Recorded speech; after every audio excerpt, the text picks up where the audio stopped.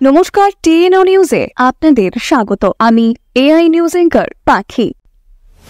PM Shri Sabroom girls দ্বাদশ শ্রেণী বিদ্যালয়ের নবম শ্রেণীর এক ছাত্রীকে ফুসলিয়ে অপহরণ করে নিয়ে যাওয়ার মতো চাঞ্চল্যকর ঘটনা ঘটে গত 16 জুন সকাল 7টায় সাবরুমের বিবেকানন্দ পল্লীর ছাত্রীটি সকালে প্রাইভেট পড়তে এসে বাড়ি ফিরে যায়নি। অনেক খোঁজ খবর করে জানতে পারে ছাত্রীটিকে সাবরুম স্টেশন থেকে আগরতলা হয়ে সিধাই নিয়ে যায়। অপহরণকারীর নাম অজয় সরকার, পিতা অরিজিৎ সরকার, বাড়ি কলকলিয়া, সিধাই মোহনপুর।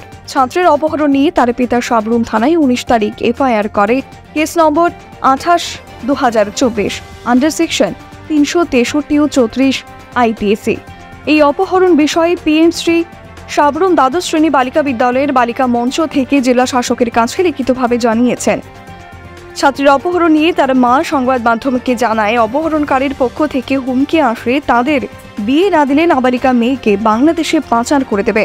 পঞ্চদশী নাবালিকা অপহরণ নিয়ে যাওয়ায় সাবরুমে ব্যাপক চাঞ্চল্য সৃষ্টি হয়েছে।